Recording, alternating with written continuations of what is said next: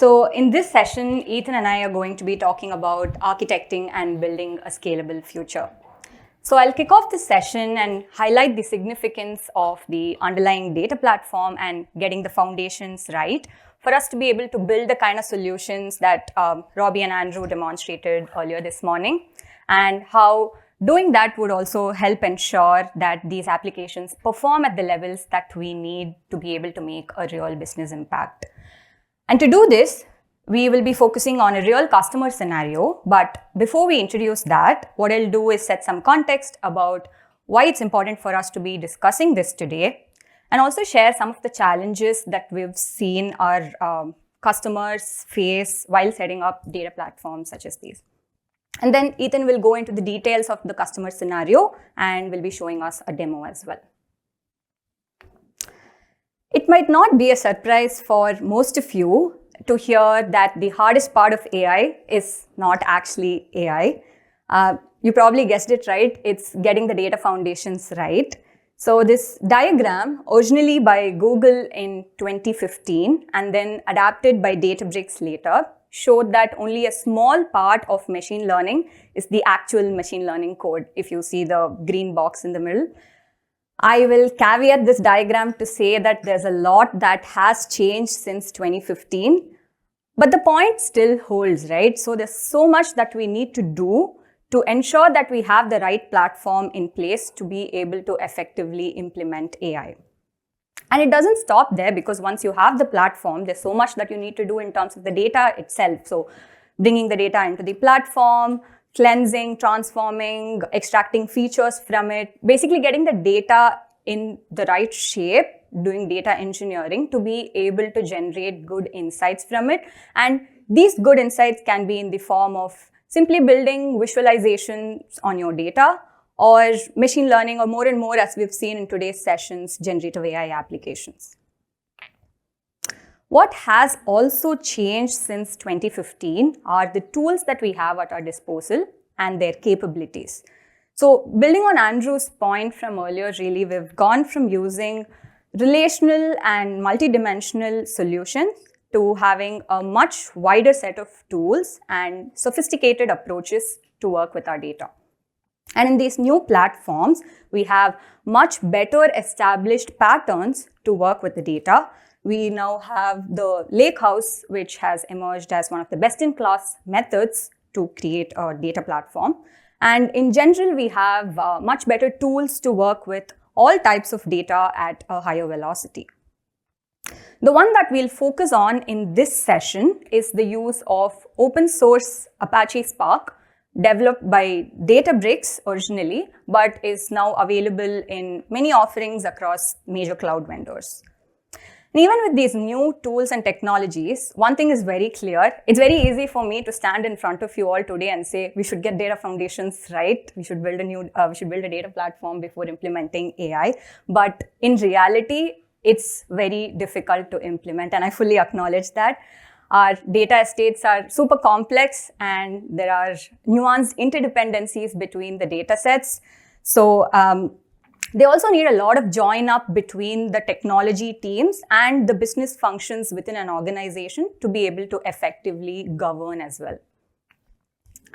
So what are some of the common challenges with data platform implementations that we've seen across our customers, especially as we move more and more towards setting up our data platforms to leverage AI applications? So I'm going to be discussing 4 of them today.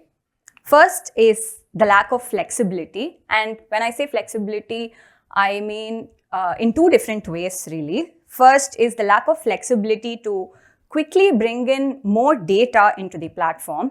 So especially when we're talking about generative AI, we may want to load different kinds of data sets. Robbie was showing PDFs earlier in the OUEM demo, but also kind of data sets like images, videos, etc. So previously, our data ingestion pipelines were heavily focused towards ingesting structured and semi-structured data, and they may not necessarily be fit for purpose to ingest these new types of data sets at scale. And secondly, I mean the lack of flexibility to use these new capabilities in the tools that we have been building our data platforms on. For example, vendors have been introducing features such as co-pilots into these new tools, but having the tools set up in the right way is important for us to be able to use these capabilities on our data. And the second challenge that I want to talk about is silos within the data lake. And silos within our lake houses, again, in two ways. Between data science and data engineering, where we have no common place for the data and the AI models to reside. Instead, we sometimes have a mishmash of tools and data scientists sitting outside the platform, using the data inside the platform. Not very ideal, right? And we also have knowledge silos, meaning people don't necessarily know what data exists in the platform or what it can be used for. And this typically happens due to poor governance and lineage information, simply not capturing what data exists in the platform, what models exist in the platform, and how they're interconnected would lead to such challenges. And the fourth challenge that I wanted to talk about is latency. Basically, when we do have the ability to find the information, is it always at the speed that we want? So we have a lot of tools now to work with high velocity data, but the real question is if we're using these tools appropriately. So it's important to address these challenges as part of setting up the data platform so that we also set it up for success. And you'll see later in Ethan's demo about how we've done that in this specific customer scenario, and it's time for me to introduce that now. So this is a synthetic diamond manufacturing company that I'm talking about here, part of a bigger enterprise organization. So when I say diamond manufacturing, you can imagine very interesting, but also their manufacturing process is super complex, very intense, and they'll be using equipment at very high temperature, very high pressure. So all in all, super complex, and there's a lot that they'll need to do to ensure that their processes are effective. So having access to the right, reliable data at the right time is going to help them a lot in terms of actionable insights and more optimized approaches to manufacturing in general. So it'll be a huge value add, obviously, if they're able to leverage AI for that. So we worked with them to build a modern data platform from scratch in a period of 6 weeks, and soon after we were ingesting and performing data modeling on hundreds of different data sets ranging from their real-time core manufacturing data to data from their ERP and CRM systems. And one of the key goals of the company in developing this data platform was to enable the usage of AI tools. So we also worked with the business to identify a generative AI use case, and once we were able to do that, we delivered a generative AI solution in 7 weeks that made research and development information significantly more accessible to the employees of that organization. And Ethan's going to demonstrate this later. So I'll talk a little bit more about what has made this possible for us. So we've realized the key to building a flexible data platform is 3 main things. First is selecting the right tools, and in this customer example, that tool is Databricks that we've used in conjunction with the Azure platform, and we've used Fivetran to help with some of the real-time data ingestion and the Llama model by Meta for machine learning.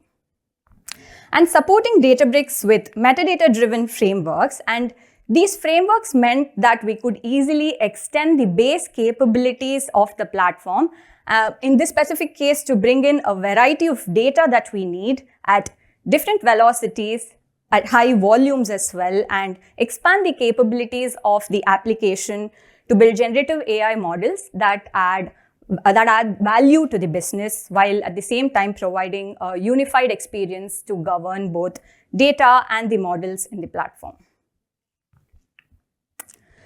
what I'm going to do now is go into the customer architecture a little bit more in detail, and this might be slightly more complex than some of the things that you might have seen today, but there is a lot that goes into supporting our platform, so thought it'd be worth discussing this today. As I said, the main tooling that we're using in this platform is Databricks, which is deployed on the Microsoft Azure cloud. And within the architecture, we use the well-established lakehouse pattern that I referred to earlier. And in this case, with a medallion architecture to model our data, essentially structured layering of the data to format it, cleanse it, and curate it so that it can be easily used by the business, but also consumed by other applications downstream. And this tooling is supported by different frameworks as well. So metadata-driven framework for data ingestion, firstly, start with.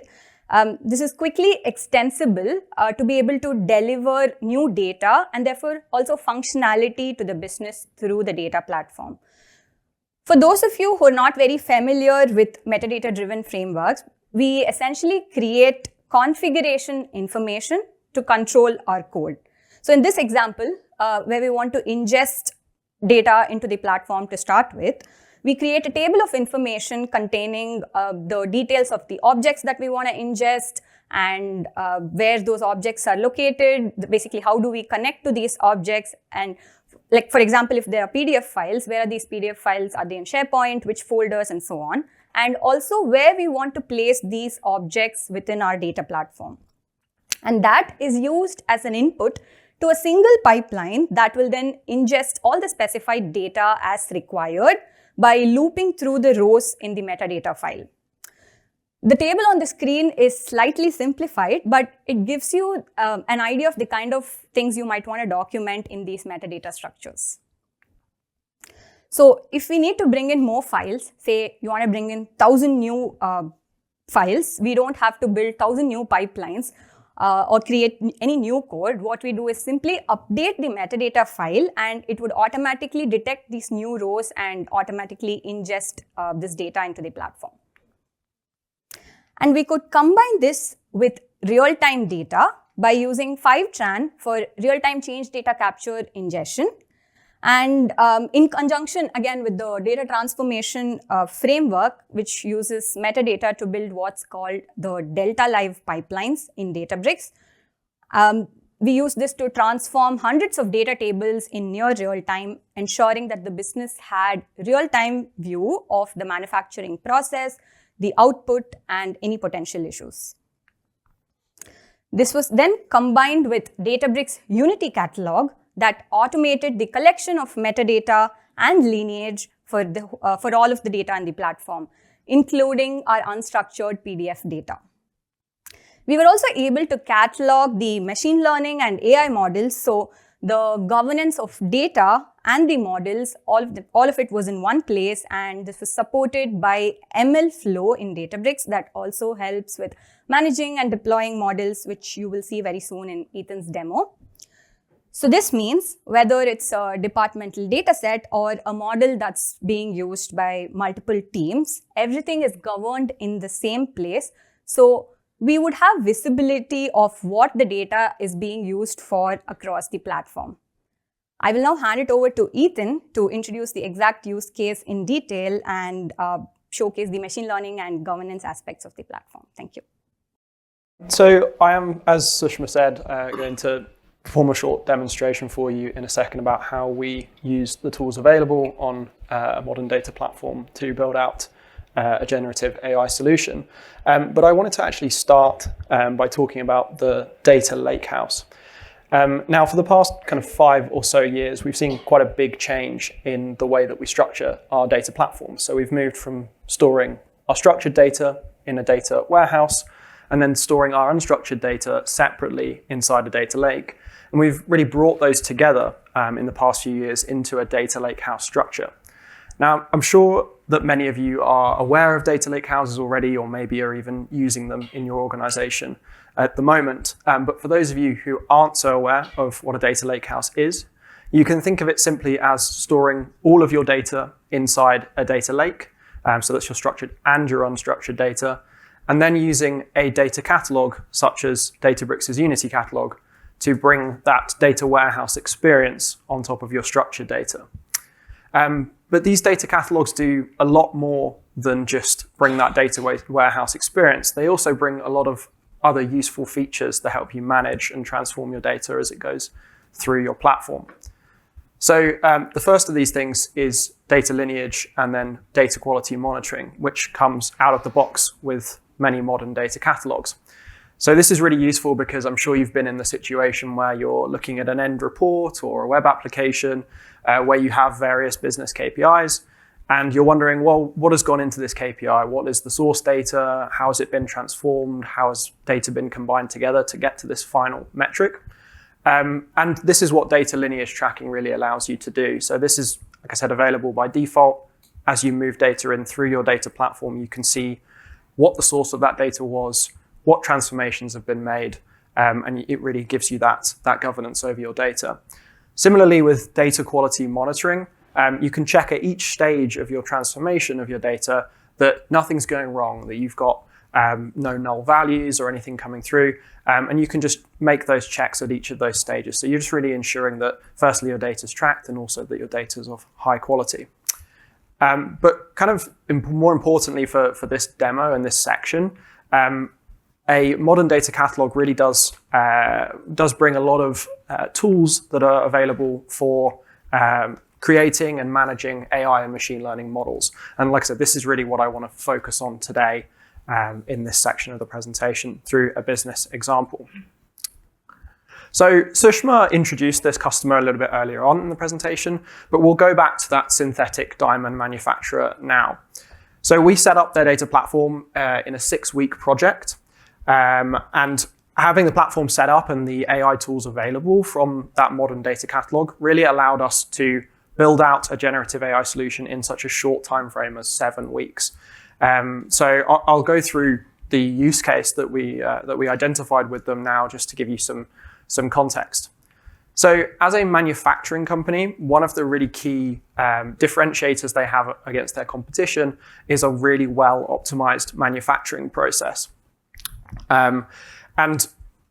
So to give you some context about why this is important, if there's a chemical process in this wider manufacturing process that they can improve the yield of by 1 or 2%, these small gains really represent quite a big advantage over their competition.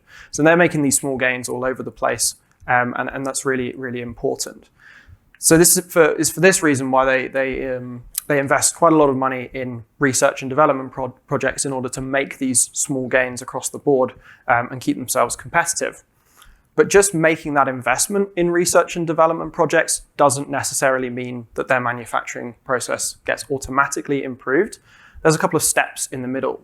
So these steps are first documenting the outcomes of those research and development projects. That normally comes in the form of research papers or research documents, which can either be published and made public, or they can be kept private as well. So in this example, a company stores these in a SharePoint repository. And then that information needs to actually get out to the employees. The employees need to read the outcomes. They need to take on that research on board and actually make the changes to their production process. And it's really here that we saw a bottleneck in the system. And it was really meaning that the company can take as much advantage of that investment in research and development as possible. We found that employees were not actually either not knowing where to go to find this information, or it was just taking them too much time to actually get the answers to the questions that they have. So I'll go through the situation as it was before we started the project now. So if an employee had a question, such as they wanted to know the normal operating temperature of a diamond cutter that they make, they'd first need to either go to someone in the research and development department, or they would need to look at the SharePoint repository themselves, and they'd need to find the exact documents that they need to find that information out. So they'd have to go and find if there's any new research that's happened. Then they'd need to read one or more research documents. And research papers can be pretty long, pretty dry. They tend to be 50, 60 pages. So if they need to read multiple of these, this can take hours, days maybe, time that they really don't have because they obviously have other responsibilities as well in their day-to-day job. So this kind of friction meant that people weren't getting this information as much as the company wanted. So our solution to this was to basically take the same question, but put an AI language model in the middle. So this might strike you as pretty similar to the OEM case that Robbie was talking about a little bit earlier. But here we're applying it to research documents. So our AI language model sits in the middle. The user asks the question to the AI language model. It's backed up by the knowledge base of those research documents. The model can query the relevant documents in seconds and generate an exact answer to the user's question. So this whole process has gone from taking hours or days to a matter of seconds. And now, before I get into the demo, I will just give a brief background about how we constructed the application and the different components to that. I won't go into a huge amount of detail because the principles of the process are very similar to what we did in OUEM, but I'll just give you a refresher. So there are really 3 or 4 key points that you need to be aware of. The first of those is the embedding model. And this is what we're passing our user query through and also our document chunks. So if you remember from Robbie's presentation, the document chunks might be 1 or 2 or 3 pages of the research document. So we split those up and we put them through an embedding model, which basically puts them into a numerical representation. And this representation is meant to determine what the meaning of that document is. The question goes through the same model. And that means we can find document chunks that are relevant in meaning to the user's question, not just matching on certain keywords. And the vector index is what allows us to actually perform this search. So those 2 bits are kind of linked. So at this point, we can retrieve relevant documents, maybe 5 or 6 document chunks, but the user would still need to read those at this point. They wouldn't get an exact answer to their question. So here is where we'd pass those into a large language model, which would then use those as context. It would be able to find the exact answers to the user's question if it exists in the document, and then word that in a way that answers the user's question directly. And they'd do that through a web application, which is where the user will interact there. So the key part between the language model and the web application is that we're making this model available outside of our platform. Everything before will be inside our platform, but we need to make that final model available outside the platform. And another key thing to mention is that this really wouldn't have been possible to make in a 7-week time period if we didn't have some of the creature comforts and the tools that are available inside a modern data platform. So what I'll do now is I'll go into a demonstration of some of these tools and how we made the application. I'm going to focus on the tooling rather than the application functionality. But what I'm going to split the demo into 3 sections just so you can follow along. So the first of these is how do you set up the required tools in the data platform? We're going to focus on the Databricks platform here, as that's where we built the solution. So I'll show you how to set up the vector database, how to get your language model inside the Databricks platform. Then we'll look at how we can use an open source tool called MLflow, which integrates very well with Databricks. It was developed originally by Databricks, and how we can use this tool inside Databricks, inside the catalog, to manage and serve our models as well, so outside of our data platform. And then finally, we'll stick with MLflow and show how MLflow can also allow us to perform tests and log the outputs of those tests really easily and make those available to you directly on the Databricks platform. So I will now head over to Databricks. Okay. So we're now on the Databricks platform. So if we go all the way back to Trevor's presentation earlier, Databricks is one of those enterprise analytics platforms that Trevor was talking about. So this is where you'd build your data platform. It uses a lakehouse architecture, so all of our data is being stored in a data lake. And then we've got that modern data catalog to get that structured data and all of the nice features for working in your data. So Databricks uses Unity Catalog, which is available on the left-hand side here. So if we go into the catalog, we can see that it looks pretty similar to what you'd expect from a SQL database, a data warehouse. You've got your catalog, which could be thought of as your database, and then you have your schemas within that catalog, which again matches that data warehouse kind of feeling.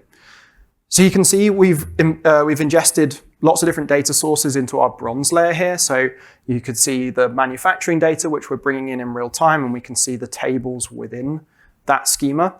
So you can interact with this data just as you would in a data warehouse. But what I want to focus on here is our research and development schema. So this is where we're bringing in our research documents. And we'll go into tables here, and we've got our research and development data.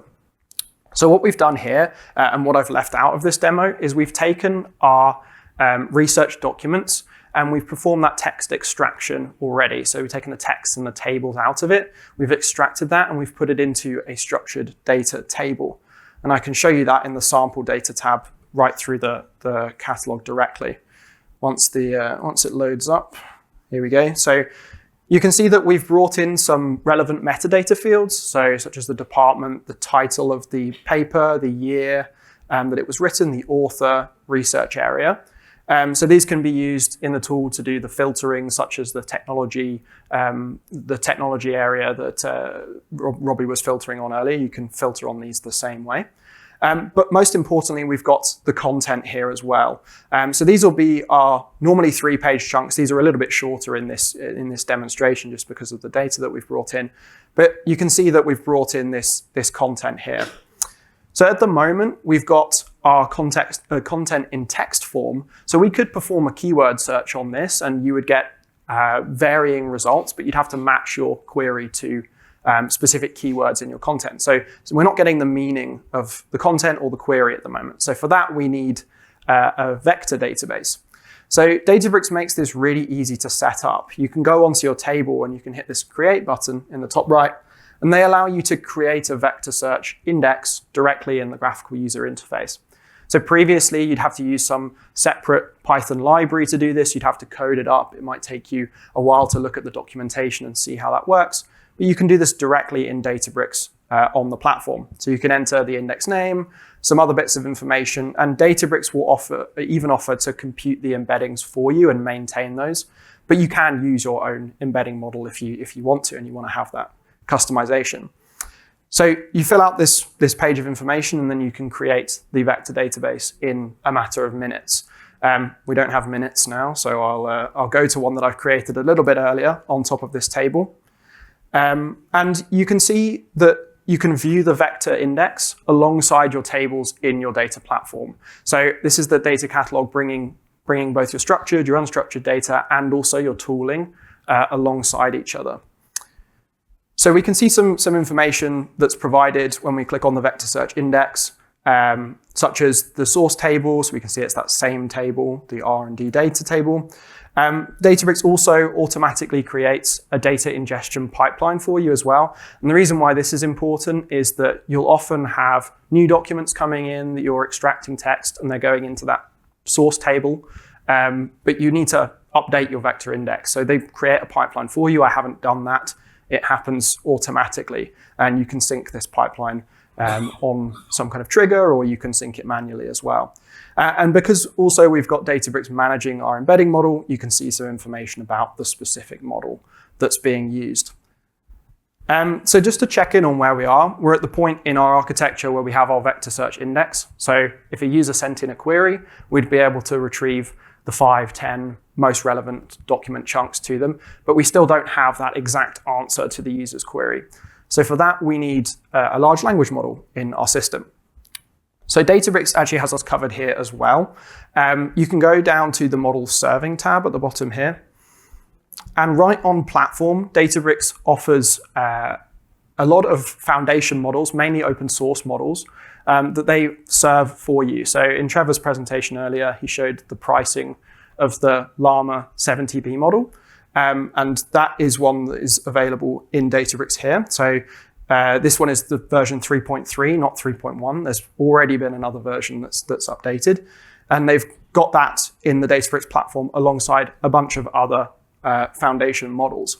And you can serve these directly on Databricks and use them in your applications built on Databricks.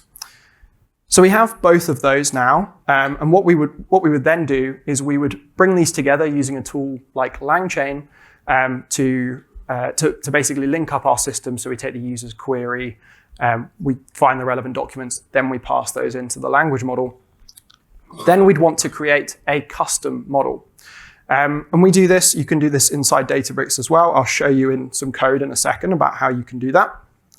But one important thing I want to show you here is that in our research and development schema, we have our tables, but also you'll see there's a models tab as well. So this is, again, bringing our custom model alongside our structured data inside our data catalog. And this is really where you start to see the MLflow integration into the data catalog. So if we click on our model here, we can see that there's a couple of versions of our model, and this is through MLflow's model versioning. And the reason why this is really important is that, especially with AI and generative AI applications, your application is not going to stand still when you move it into production. It's not like a data engineering project where you'll do a development process, you'll productionize it, and it will work the same forever. Machine learning models tend to degrade over time. You may need to swap out your foundation model. You may need to change your system prompt. You may need to do a whole number of things to keep making sure it's performing as you would like. So it's good to keep track of the new versions of models that you have, just in case you change something and you want to go back. So model versioning is available through MLflow, and it's presented nicely in the catalog here. So you can see we've got 2 versions where we've changed the system prompt. So now I've shown you in the catalog how this is possible. I want to show you how we can perform testing and logging on our models. So say we register a new model, we want to test that it's going to work in a way that we expect before we deploy it into production. So for that, I'm going to go into a Databricks notebook.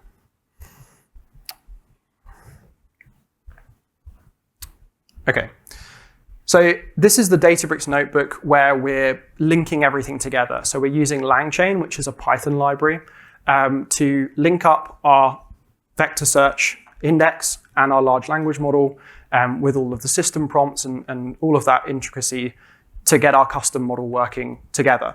Now, I could go through this cell by cell, but I'm sure that we do want to get to lunch at some point, so I won't do that.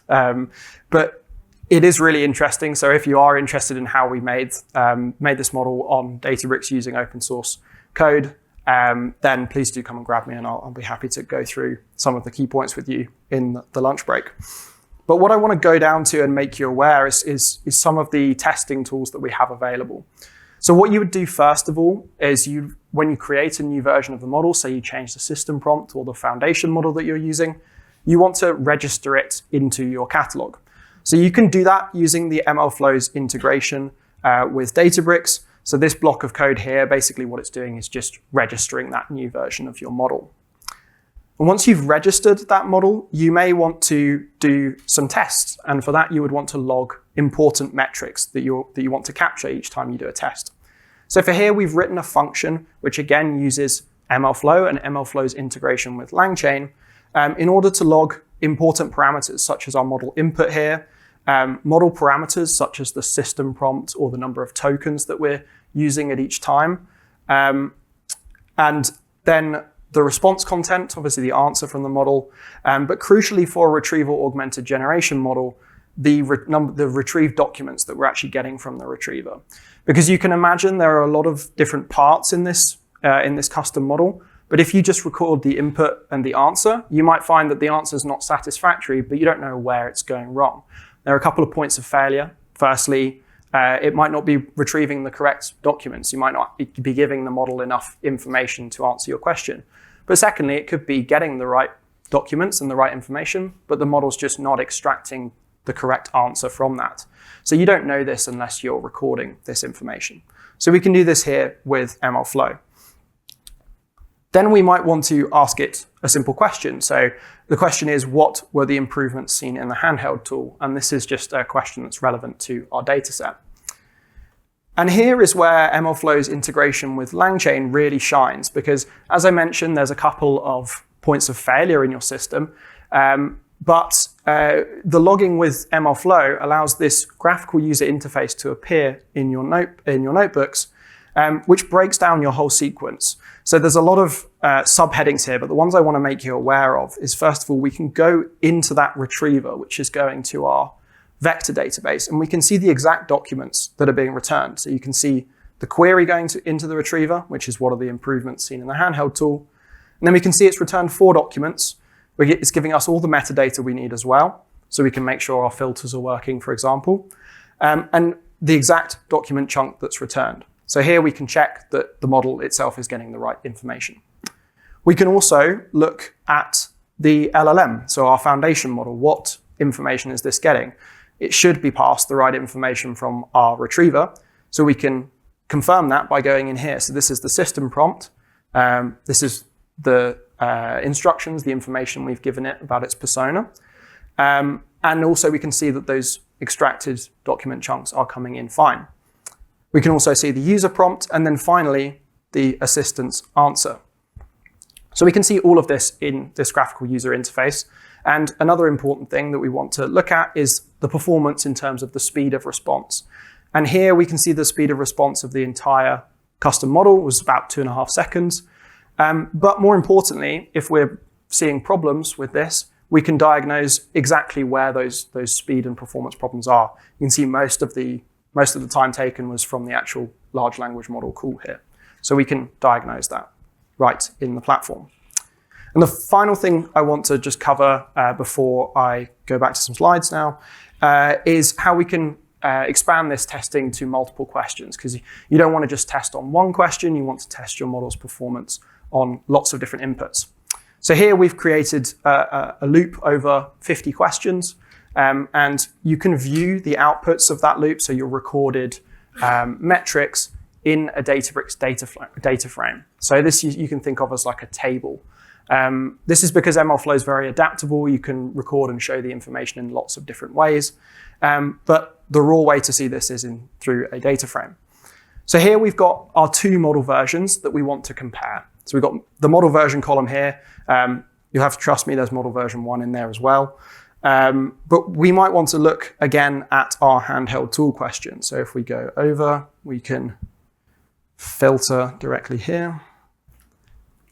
And we'll go to the same handheld tool question. And here we can see the difference between our model version 1 and version 2. So you see version 1, the system prompt is asking the model to keep the answer as concise as possible. Whereas we've made a change in version 2 to this system prompt to tell it to try and give as much detail as possible. So basically telling it to do the opposite thing. Same question going in, but we can really see a difference in the answer. So you can see in the answer where we're telling it to keep it brief, it keeps it brief, 2 sentences.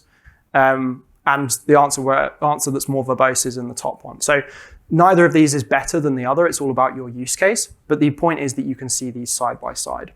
And it's not just with generative AI models that you can do this. You can do it with other machine learning models. So you've got a regression model or classification model, and you have metrics that you want to record. You can do those using MLflow in the exact same way. So there are about 50 other things that I could show you with Databricks' integration with MLflow or to do with the catalog, but we don't have all day, so I will leave that demo there. But I hope it's given you a kind of a view of what's really available and how this makes the development of AI tools easier. So I want to leave you with the 4 challenges. So we'll go back to those that Sushma introduced a bit earlier. So we believe that a modern data platform can address all of these challenges in different ways. And I think that we've shown this during the use case that Sushma and I showed you today. So we've shown that silos can be broken down through utilizing a modern data catalog, such as Unity Catalog, to bring the data, the tools, and machine learning models alongside each other. And this really means that your data scientists, data engineers, and data analysts can work in the same platform, and it's encouraging them to do so. We don't want them to go off platform. And through the use of a flexible metadata ingestion framework, we can utilize generic ingestion pipelines with a metadata table in order to bring in new data sets and bring value to your business sooner. And when working with data in our platform, we know that there's governance tools there that are enabled by default. So your lineage tools, data quality tools that come by default. So we don't have to worry about that. We don't have to get developers to develop custom solutions for this. And finally, we can address the ever-pressing need for businesses to make decisions on data in real time by utilizing tools such as Databricks' Delta Live tables, and change data capture to stream manufacturing data through our platform to the downstream tools.